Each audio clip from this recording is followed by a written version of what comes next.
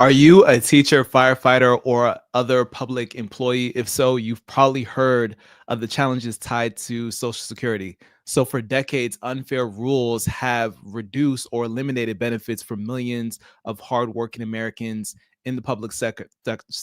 But the Social Security Fairness Act is here to change that. And this is a landmark piece of legislation, and it's a game changer. And it's really aiming to repeal two of the controversial provisions that have caused financial hardship for public servants.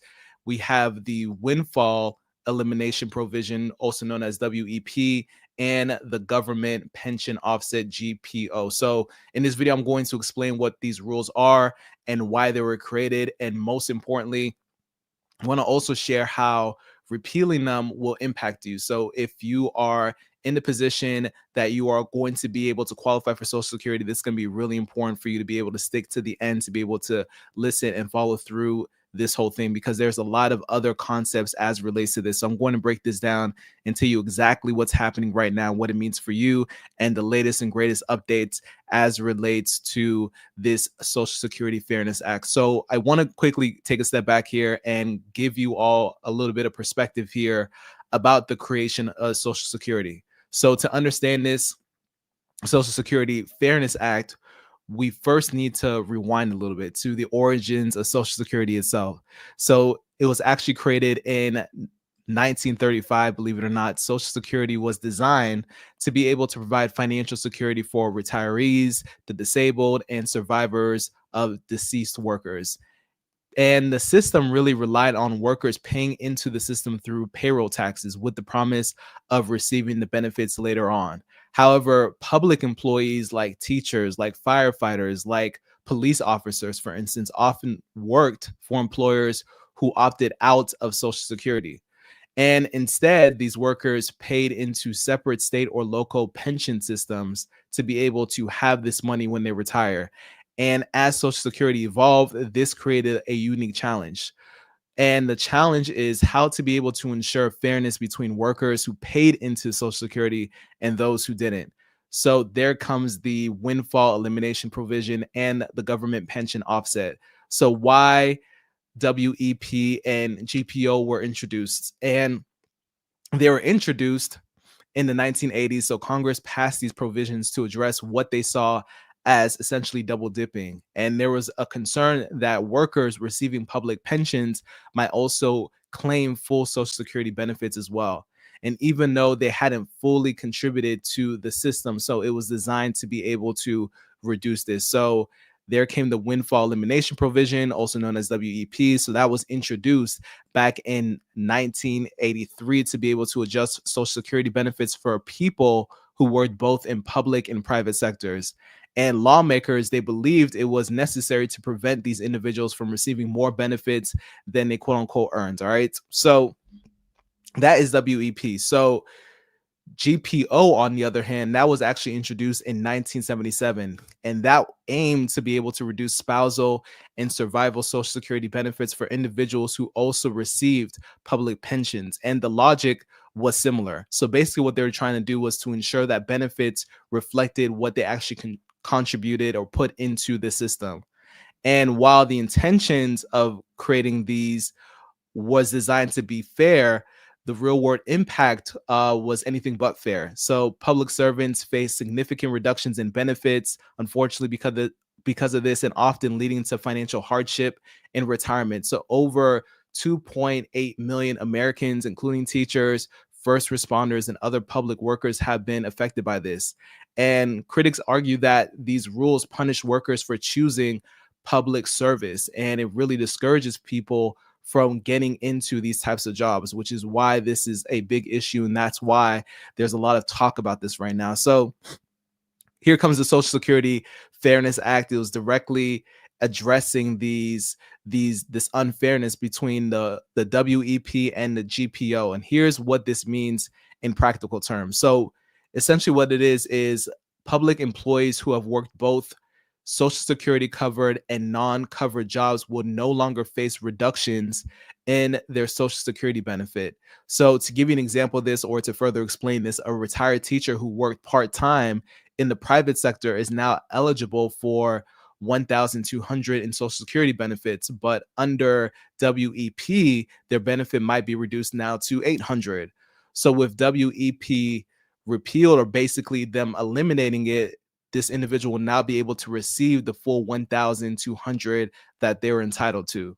Also, let's talk about the elimination of GPO, because that's the other part of this. So their spousal and survivor benefits will no longer be offset by the public pension. So an example of this would be like for a firefighter, a retired firefighter receiving 1,500 government pension was previously ineligible for 1,000 in spousal benefits due to GPO. With GPO being repealed and being eliminated, they will now be able to receive both their pension and the 1,000 spousal benefit, which is amazing for individuals in that position. So these changes don't just provide financial relief, they really represent a shift in how we value public service, right? So what it's designed to do is to be able to ensure a fair treatment for public employees, right? So the act is designed and encourages more people to be able to pursue and even stay in these positions because we need them. And it's really, really important that we make sure that we help these individuals. And that's what this is designed to do. So basically, by eliminating the WEP and GPO, it isn't going to be cheap. So in order to be able to do this, the Congressional Budget Office estimates that these changes is going to cost about 196 billion over the next decade. And, so it raises some important questions about the long-term possibility and even like feasibility of Social Security, which is already projected to face funding challenges by 2034. And people who have issue with this and are criticizing this, that removing WEP and GPO could accelerate the reduction of the Social Security trust funds that we currently have. But the people who are supporting this counter that these provisions will basically harm a small subset of workers, and that the fairness should basically take precedent or basically be able to be prioritized in this sense. So let me tell you about when these are actually going to be put in full effect. So here's the timeline right now. So we have the presidential signing. So currently President Joe Biden is expecting to sign this Fairness Act by January 5th, if not January 6th is the date here. The repeal of WEP and GPO will apply to benefits payable for months after December 2023. So this means people who are affected by this could see changes to their benefits as early as the beginning of the year. The Social Security Administration SSA will begin recalculating the benefits for those affected. So this process could take some time. So especially with the Social Security Administration, the current staffing challenges that they have, public employees are encouraged to be able to review their Social Security statements to make sure that everything's up to date. So you want to make sure, if you are in this position, to go ahead and contact SSA for personalized updates for your particular situation. And then also you want to make sure that you consult with a financial advisor to get some guidance as to how to be able to manage these increased benefits that you are going to be receiving and being entitled to.